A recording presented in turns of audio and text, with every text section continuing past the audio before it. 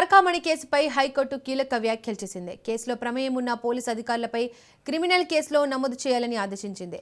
Case దర్యాప్తులో ముందుకు సాగాలని సిఐడి ఏసీబీని ఆదేశించింది. పరకామణి లెక్కింపు అంశంలో విధి విధానాలు ఖరారు చేయాలని హైకోర్టు ఆదేశించింది. తదుపరి విచారణ హైకోర్టు ఎల్లుండికి వాయిదా వేసింది.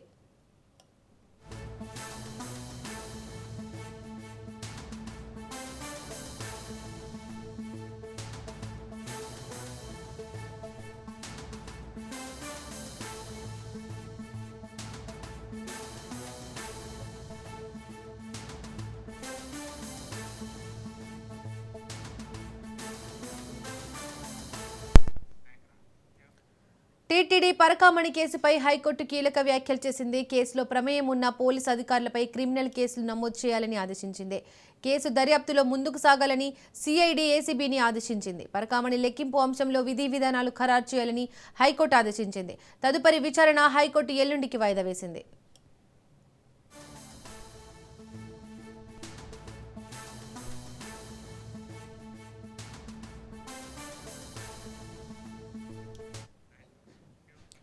టీటీడీ పరకామణి కేసుపై హైకోర్టు కీలక వ్యాఖ్యలు చేసింది. కేసులో ప్రమేయం ఉన్న పోలీసు అధికారులపై క్రిమినల్ కేసులు నమోదు చేయాలని ఆదేశించింది. కేసు దర్యాప్తులో ముందుకు సాగాలని సిఐడి ఏసీబీని ఆదేశించింది. పరకామణి లెక్కింపు అంశంలో విధి విధానాలు ఖరారు చేయాలని హైకోర్టు ఆదేశించింది. తదుపరి విచారణ ఎల్లుండికి వాయిదా వేసింది.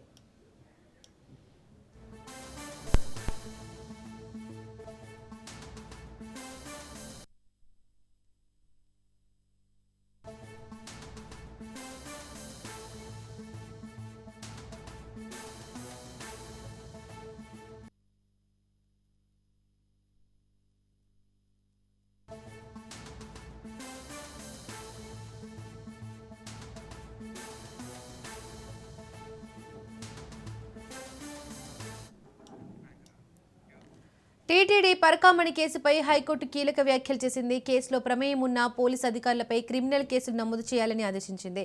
కేసు దర్యాప్తులో ముందుకు సాగాలని సిఐడి ఏసీబీని ఆదేశించింది. పరకామణి లెక్కింపు అంశంలో విధి విధానాలు ఖరారు చేయాలని హైకోర్టు ఆదేశించింది. తదుపరి విచారణ హైకోర్టు ఎల్లుండికి వాయిదా వేసింది.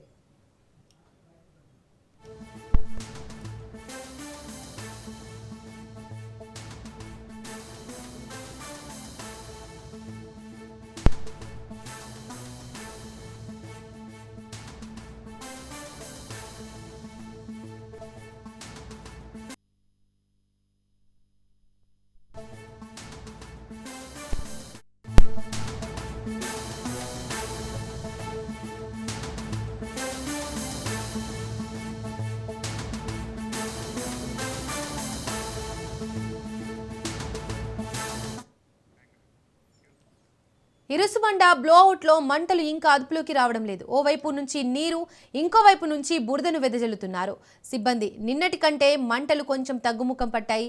అయితే మంటలు పూర్తిగా అదుపులోకి రావడానికి మరింత సమయం పట్టే అవకాశం ఉంది.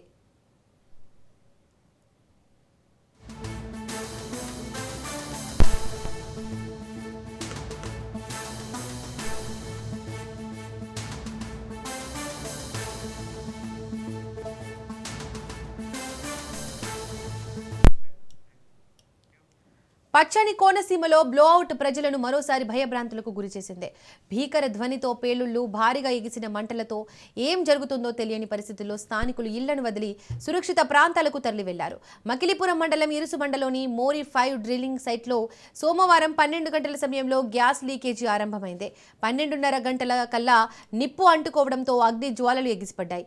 ఈ ఘటనతో సమీపంలోని ఇరుసుమండ, లక్కవరం గ్రామస్తులు తీవ్ర భయాందోళనకు గురయ్యారు.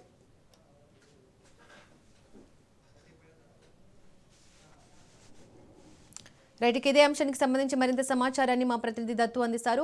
దత్తు, ఇరుసుమండ బ్లోఅవుట్ లో మంటలు ఇంకా అదుపులోకి వచ్చాయా, రాలేదా? డీటెయిల్స్ ఏంటి? దీపిక అంబేద్కర్ కోనసీమ జిల్లా ఇరుసుమండకు సంబంధించిన గ్రామానికి 600 మీటర్ల దూరంలో ఈ యొక్క అగ్ని ప్రమాదం అంటే బ్లోఅవుట్ సంబంధించింది. ఈ బ్లోఅవుట్ సంబంధించి నిన్న ఉన్నంత స్థాయిలో లేదు కానీ కొద్దిపాటికి ఒక 10% కంట్రోల్ అయిందని చెప్పొచ్చు. అధికార యంత్రాంగం ఆహార కృషి చేస్తుంది. మంచి పంపింది. అలాగే ఫోమ్ స్ప్రింక్లింగ్, అలాగే వాటర్ అంబ్రెల్లా సిస్టమ్ ద్వారా ఈ మంటలను అదుపు చేయడానికి ఓఎన్జీసీ, అలాగే గెయిల్, అలాగే ఆయిల్ ఇండియా కంపెనీకి సంబంధించిన నిపుణులు పనిచేస్తారు. ప్రస్తుతం స్థానిక శాసనసభ్యులు అలాగే ఎంపీ హరీష్ కూడా అక్కడ సందర్శించడం జరిగింది. ప్రాణ నష్టం వాటిల కింద చూడమని చెప్పడం జరిగింది. అదృష్టంతో ఈ పొలాల మధ్య ఈ యొక్క బావి ఉండడంతో ప్రాణ నష్టం లేదని చెప్పొచ్చు. కానీ ఆస్తి నష్టం, పంటలు మాత్రం పూర్తిగా ధ్వంసం అయిపోతుంటే దాంతో పాటు ఈ ఆయిల్ అలాగే క్రూడ్ ఆయిల్ పడడంతో భూమి సారం కూడా దెబ్బతినే అవకాశం ఉంది. ఆ విధమైన నష్టం తప్ప మరి విధమైన నష్టం లేదని చెప్పొచ్చు. అయితే ఈ మంటలు కనుక ఇలా కొనసాగి మరికొద్ది కాలం కనుక కొనసాగితే మాత్రం నష్టం అపారంగా ఉంటుంది. దాని మీద ప్రభుత్వ యంత్రాంగం స్పందించవలసి ఉంటుంది. ప్రస్తుతం మంటలను అదుపు చేయడానికి ఎటువంటి చర్యలు చేపట్టాలి, సాంకేతిక నిపుణుల్ని ఎవరిని రప్పించాలని దాని మీద దృష్టిలో ఉన్నారు. సాయంకాలానికి సాంకేతిక నిపుణులు చేరుకుంటారని చెప్పి మనకు కొంత సమాచారం ఉంది. గతంలో పాసలపూడి అనే ఒక ప్రాంతం, దీనికి దగ్గర 60 కిలోమీటర్ల దూరంలో పాసలపూడి అనే ఒక గ్రామం ఉంది. ఆ గ్రామం దగ్గర కూడా పెద్ద ఎత్తున 98 ఆ ప్రాంతంలో బ్లౌట్ సంభవించినప్పుడు దాదాపు 3 నెలల పాటు ఆ బ్లౌట్ ఉవ్వెత్తులు ఎగసిపడుతూ మంటలు దాదాపు భూమి నుండి 150 అడుగుల ఎత్తు వరకు పెద్ద ఎత్తున మంటలు వ్యాపించి ఆ మంటల యొక్క ఆ గ్యాస్ మంట ఫ్లేమ్ దాటికి ఆ చుట్టుపక్కల ప్రాంతం అంతా కూడా పట్టపగలుగా మారి ఉండేది. ప్రస్తుతం అదే పరిస్థితులు అంత లేకపోయినా దాంతో సగం పరిస్థితులు ఈ యొక్క ఇంటివంటి గ్రామం వద్ద కనబడుతున్నాయని చెప్పొచ్చు. స్థానికులు ఎవరు అక్కడ రాకుండా వారిని కంట్రోల్ చేశారు. ఓన్లీ శాస్త్ర సాంకేతిక నిపుణులు అలాగే ఓఎన్జీ సిబ్బంది మాత్రమే అక్కడ వెళ్ళేటట్టు కంట్రోల్ చేశారు. మరోవైపు చుట్టుపక్కల ప్రాంత ప్రజలు కూడా ఖాళీ చేయించారు. ఈ యొక్క ఈ డ్రిల్లింగ్ చేసినటువంటి బావి దగ్గర ఏదైతే ఒక 5-6 ఇళ్లు ఉన్నట్టు గుర్తించడం జరిగింది. వారిని కూడా తరలించడం జరిగింది. అయితే ఓఎన్జీసీ సంస్థ ఈ యొక్క బావి పనులు మాత్రం నిర్వహించట్లేదు.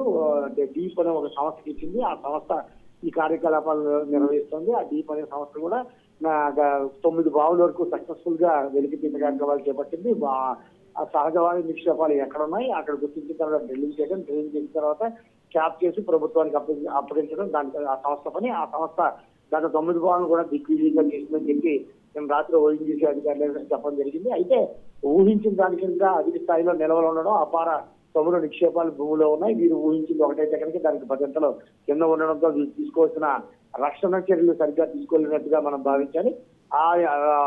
దాదాపు 40,000 క్యూబిక్ మీటర్ల గ్యాస్ ఉందని చెప్పేసి ఒక అంచనా కూడా ఉంది. అంచనా నేపథ్యంలో వీరు డ్రిల్లింగ్ భూమి నుండి 2,000 అడుగులు కిందకు వెళ్ళారు. ఆ కిందకి ఇంకా డ్రిల్లింగ్ చేస్తుంటే అంటే భూమి నుండి 1000 అడుగుల దూరం వరకు వెళ్తే ఒక రకంగా మనం రక్షణ చర్యలు తీసుకోవాల్సి ఉంటుంది. అంతకన్నా 1000 అడుగుల నుంచి 2,000 అడుగులు వెళ్తే మరింత రక్షణ చేపట్టాలి. 2,000 అడుగుల నుంచి మరింత కిందకి వెళ్తే మరింత రక్షణ చేపట్టాలి. ఆ యొక్క నామ్స్ ఉంటాయి. అలాగే సంస్థకి డ్రిల్లింగ్ చేసేటప్పుడు ఉపయోగించవలసిన పరికరాల మీద కూడా ఒక ఇది ఉంటుంది. ఆ ప్రమాణాలు ఉంటాయి. ఆ ప్రమాణాలు వీరు 2,000 అడుగులు దాటి కిందకి వెళ్ళిన తర్వాత వీరు ఊహించిన దానికన్నా ఎక్కువ రావడంతో ఈ యొక్క ఫెయిల్యూర్ కారణంగా చెప్పొచ్చు. అది మనకున్న సమాచారం. ప్రస్తుతం అయితే కనుక మంటలు నిన్నతో పోలిస్తే ఇవాళ కొద్దిగా కంట్రోల్లోనే ఉన్నాయని చెప్పొచ్చు. కానీ ఈ మంటలు పూర్తిగా కంట్రోల్ అవడానికి 4 నుంచి 5 రోజులు పక్కాగా పడుతుందని చెప్పి అనధికారిక సమాచారం ఉంది. ప్రస్తుతం మడ్ పంపింగ్ అలాగే ఫోమ్ స్ప్రింక్లింగ్ అలాగే వాటర్ అంబ్రెల్లా సిస్టమ్ ద్వారా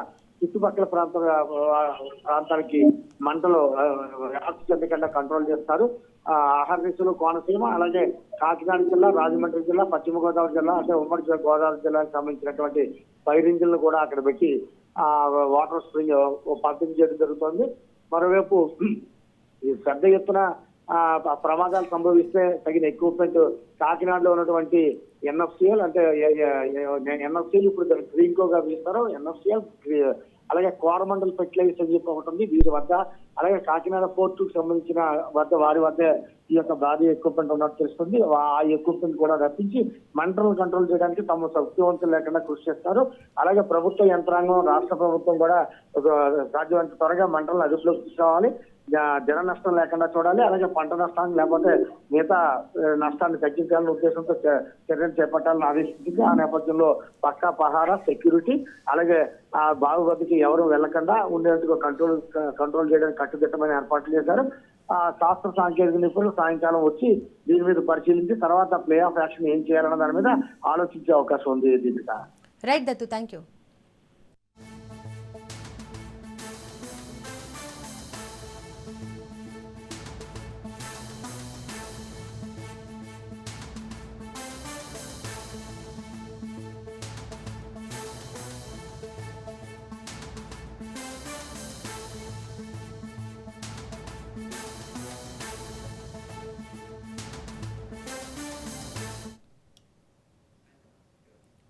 అప్పుడే పుట్టిన పసికందును ఆలయ పరిసరాల్లో వదిలేసి వెళ్లారు గుర్తు తెలియని వ్యక్తులు. ఈ అమానవీయ ఘటన యాదాద్రి భువనగిరి జిల్లా బీబీనగర్ మండలం పడమటి సోమారంలో చోటు చేసుకుంది.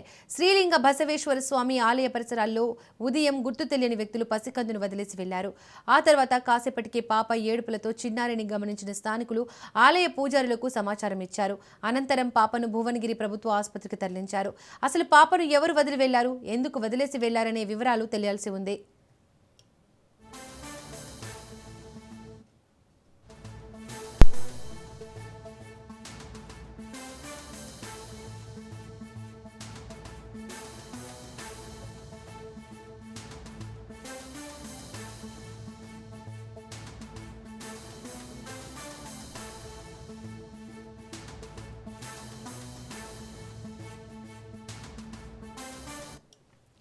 అప్పుడే పుట్టిన పసికందును ఆలయ పరిసరాల్లో వదిలేసి వెళ్లారు గుర్తు తెలియని వ్యక్తులు. ఈ అమానవీయ ఘటన యాదాద్రి భువనగిరి జిల్లా బీబీనగర్లో చోటు చేసుకుంది. దీనికి సంబంధించి మరింత సమాచారాన్ని మా ప్రతినిధి పుల్లారావు అందిస్తారు. పుల్లారావు, ఇంకా ఒక రోజు ఉన్నటువంటి ఆడ శిశువుని వదిలి వెళ్ళినటువంటి ఘటన యాదాద్రి భువనగిరి జిల్లా బీబీనగర్ మండలంలో చోటు చేసుకుంది. బీబీనగర్ మండలంలో ఉన్నటువంటి పడమటి సోమారం గ్రామంలో ఉన్న లింగ బసవేశ్వర స్వామి ఆలయం వద్ద నిన్న ఎవరో గుర్తున్న వ్యక్తులు ఒక్కరోజు వయసు గలటువంటి ఆడ శిశువుని ఆ గుడి సమీపంలో వదిలిపెట్టి వెళ్ళారు. ఉదయం ఆ గుడి ప్రదేశానికి చేరుకున్నటువంటి భక్తులు ఈ యొక్క విషయాన్ని గుర్తించేటువంటి పూజారికి సమాచారం అందిస్తూ, అదేవిధంగా అక్కడ ఉన్నటువంటి అందరూ కలిసి పోలీసులకు సమాచారం అందిస్తూ పోలీసులు కూడా యొక్క ప్రదేశానికి చేరుకోవడం జరిగింది. పోలీసులు వచ్చేసి ఆ యొక్క శిశువుని అక్కడ నుండి గవర్నమెంట్ హాస్పిటల్ భోజనంలో హాస్పిటల్ తరలించారు. అదేవిధంగా చుట్టూ ఉన్నటువంటి పరిసర ప్రాంతాలను కూడా పరిశీలించారు. ఎందుకంటే సంబంధించిన ఇంకా వేరే ఆడవాళ్ళు ఎవరు వస్తే పరిశీలించిన పరిస్థితి అయితే ఉంది.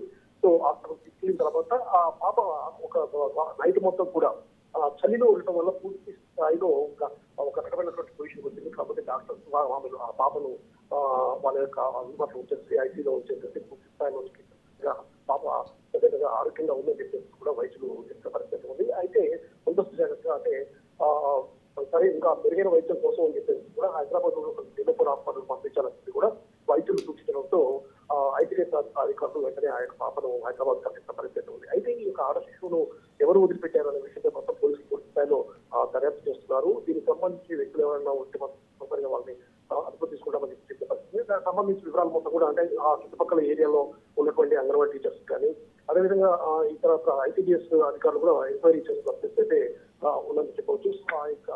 ఆ శిశువును వదిలిపెట్టి పెట్టడం ముఖ్య కారణము ఆడ శిశువు అంటే ఆడపిల్ల అన్న ఉద్దేశంతో వదిలిపెట్టి వెళ్ళారని చెప్పేసి కూడా భావిస్తున్న పరిస్థితి ఉంది. అంటే ఈ విధంగా ఇప్పటికి కూడా ఇంకా ఈ భ్రూణ హత్యలతో పాటు చూస్తే ఆడపిల్లని తెలిసే వరకు ఆ అమ్మాయి శిశువును కూడా వదిలిపెట్టి వెళ్తారు కూడా వాళ్ళు మిగతా అందరూ కూడా వెనక నిలుస్తున్న ఉన్న పరిస్థితి ఉందని చెప్పచ్చు. ఈ విధంగా ఉన్నటువంటి పరిస్థితులు కాకుండా ఉండాలంటే ఈ విధంగా ఘటనలకు పాల్పడుతున్న వ్యక్తులు ఖచ్చితంగా వాళ్ళు పట్టుకోవాలి. అదేవిధంగా వాళ్ళని గట్టిగా శిక్షించినట్టు ఇటువంటి పునరావృతం కావని చెప్పేసి కూడా స్థానికులు పరిస్థితి ఉంది. ప్రస్తుతం మాత్రం ఆ పాప పరిస్థితి మాత్రం ఆరోగ్యం మాత్రం చాలా అంటే మెరుగ్గానే ఉండబెట్టారు. అనేది ఇంకా మెరుగైన వైద్యం కోసం మాత్రం హైదరాబాద్ హాస్పిటల్ తెలిసే పరిస్థితి ఉంది. Right Pullarao, thank you.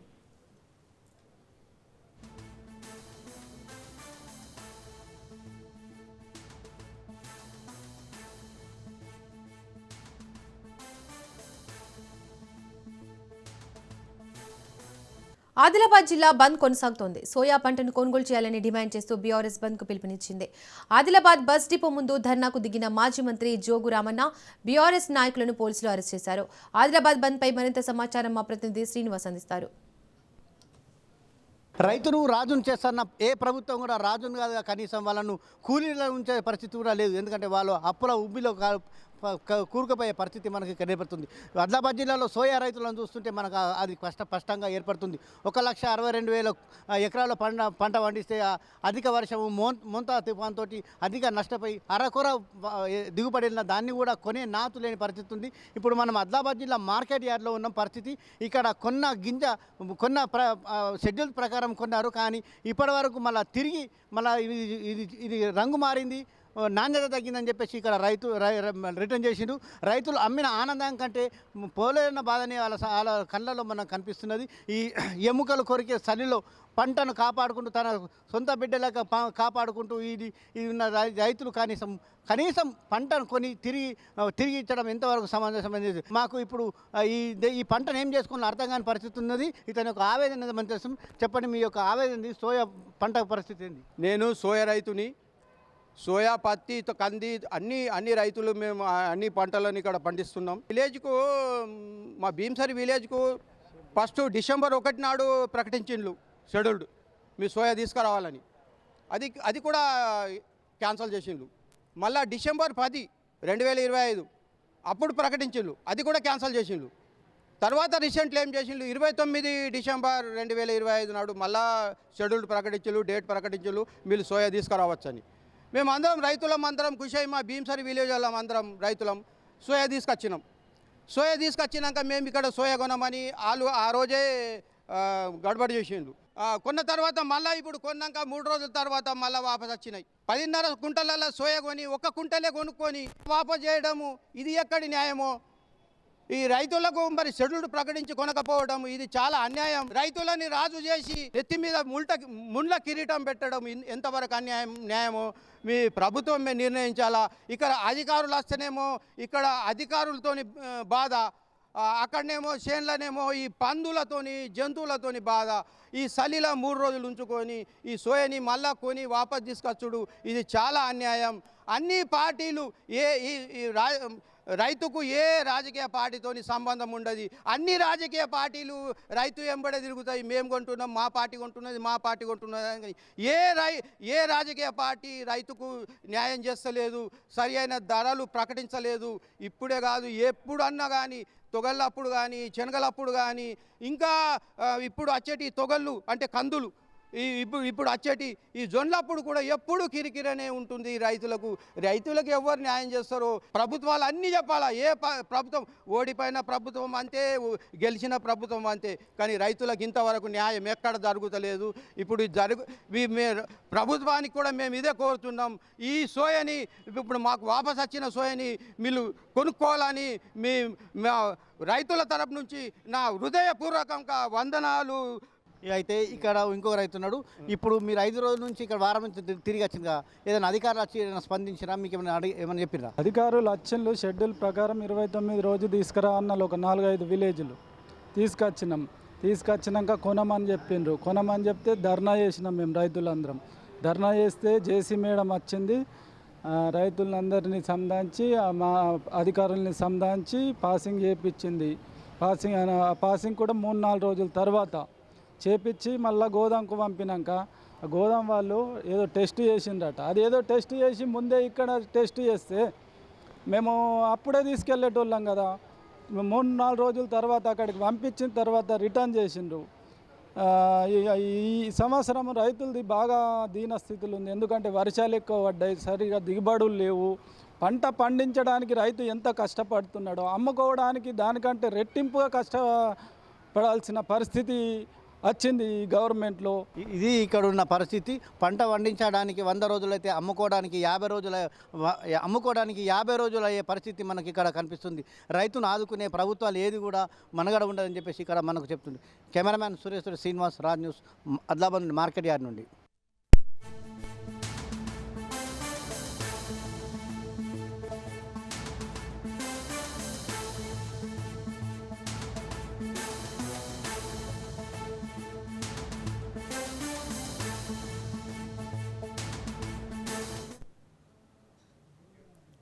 Khammam జిల్లా తెల్దారుపల్లి ఆర్చ్ వద్ద మద్యం మత్తులో యువకులు హల్చల్ చేశారు. అర్ధరాత్రి నడి రోడ్డుపై రచ్చరచ్చ చేశారు. గతంలో జరిగిన ఓ విషయంలో జేఎన్టీయూ విద్యార్థిని తెల్దారుపల్లి స్టేజ్ వద్దకు పిలిచి విద్యార్థిని చితకబాదింది గ్యాంగ్. దీంతో విద్యార్థి తన స్నేహితులకు విషయం తెలుపగా విద్యార్థి గ్యాంగ్ అక్కడికి చేరుకుని వారితో వాగ్వాదానికి దిగారు. రహదారిపై కర్రలు, బీరు బాటిళ్లతో భయానక వాతావరణం సృష్టించారు. గొడవ పడుతున్న వారిని స్థానికులు ప్రశ్నించగా వారితో దురుసుగా ప్రవర్తించారు. దీంతో స్థానికులు పోలీసులకు సమాచారం ఇవ్వగా అక్కడికి చేరుకుని ఇరు వర్గాలను చెదరగొట్టారు.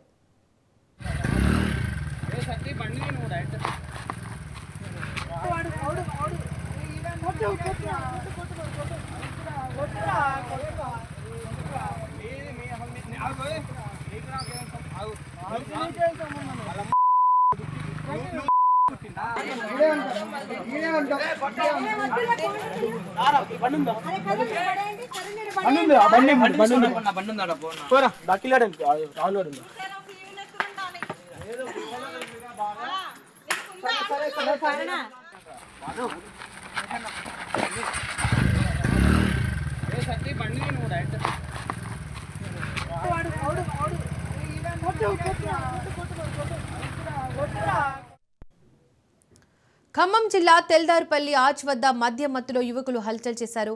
అర్ధరాత్రి నడి రోడ్డుపై రచ్చరచ్చ చేశారు. దీనికి సంబంధించి మరింత సమాచారాన్ని మా ప్రతినిధి ఉపేందర్ అందిస్తారు.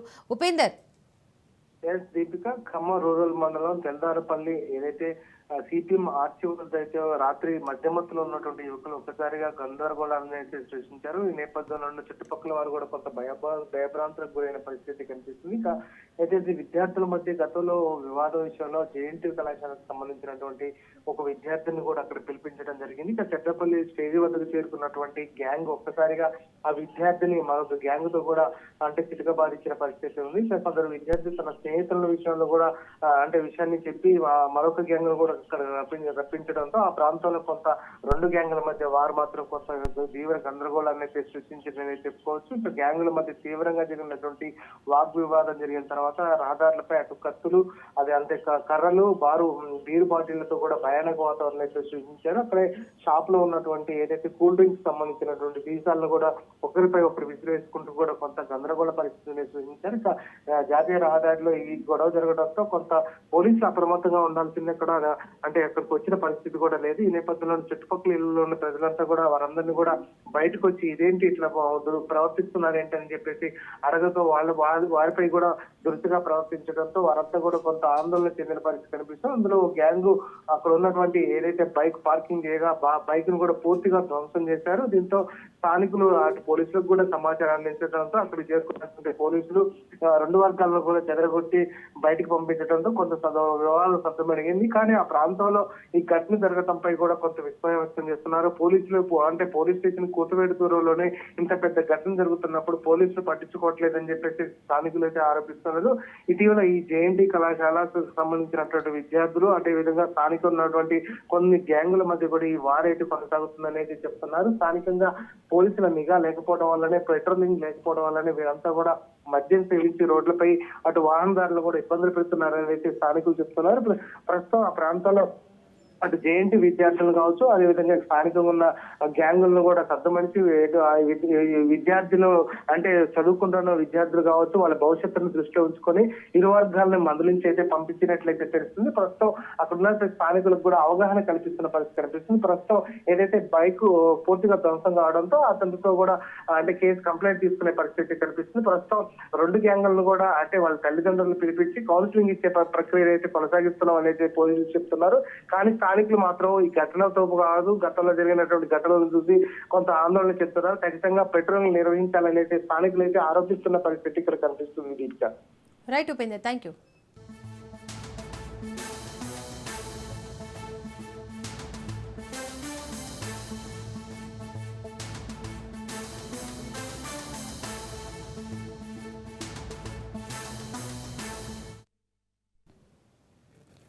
కాంగ్రెస్ అధినేత్రి సోనియా గాంధీ మరోసారి అస్వస్థతకు గురయ్యారు.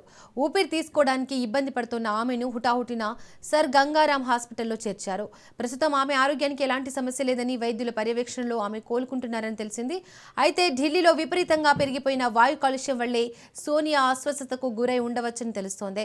గత కొద్ది నెలలుగా ఢిల్లీ ప్రజలు గాలి కాలుష్యంతో అనారోగ్యానికి గురవుతున్నారు. ఢిల్లీ ప్రభుత్వం చర్యలు చేపట్టినప్పటికీ ఎలాంటి సానుకూల ఫలితం కనిపించడం లేదు. ప్రజలు ఊపిరి పీల్చుకోవాలంటేనే భయపడే పరిస్థితి నెలకొంది. ముఖ్యంగా పిల్లల పరిస్థితి దయనీయంగా ఉంది. ఈ నేపథ్యంలో పలు స్కూళ్లు సెలవులు కూడా ప్రకటించాయి.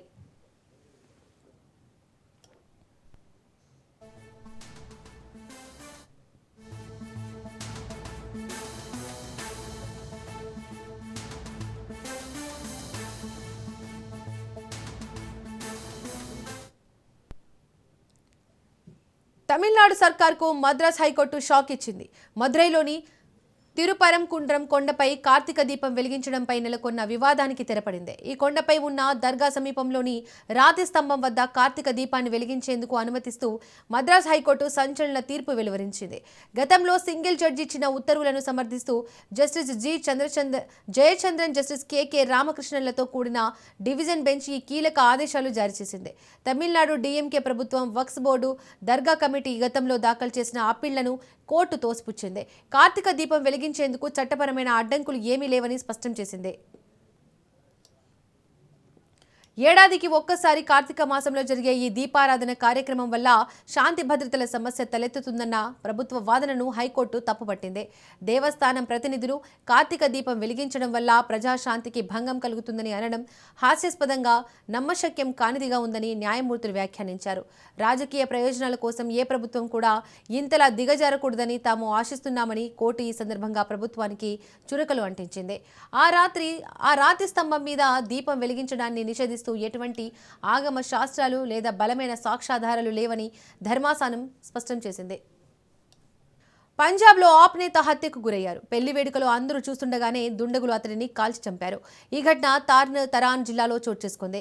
మృతుడిని ఆప్ నేత వాల్తోరా గ్రామ సర్పంచ్ జర్మాల్ సింగ్ గా గుర్తించారు. జర్మాల్ సింగ్ అమృత్సర్లోని ఓ ప్యాలెస్ కు వెళ్లి పెళ్లి వేడుకకు హాజరయ్యారు. అక్కడ కూర్చొని ఉండగా పిస్టల్ కలిగిన ఇద్దరు యువకులు అతని వెనుక నుంచి వచ్చి కాల్చారు. దీంతో అతను అక్కడికక్కడే కుప్పకూలిపోయాడు. కాల్చిన వెంటనే నిందితులు అక్కడి నుండి పారిపోయారు. జర్మాల్ పక్కనే ఉన్న వ్యక్తులు అతడిని సమీపంలోని ఆసుపత్రికి తీసుకెళ్లగా అప్పటికే మరణించినట్లు చెప్పారు. పెళ్లి వేడుకలో చాలా మంది ఉన్నప్పటికీ దుండగుల్ని గుర్తించలేకపోయారు. కాగా ఈ ఘటనకు తామే బాధ్యులమని గ్యాంగ్స్టర్స్ దాసువాల్, డానిబల్ ఇతరులు సోషల్ మీడియా వేదికగా వెల్లడించారు. పంజాబ్లో గన్ కల్చర్ పెరుగుతుండడంపై ప్రభుత్వంపై ప్రతిపక్షాలు విమర్శలు గుప్పిస్తున్నాయి.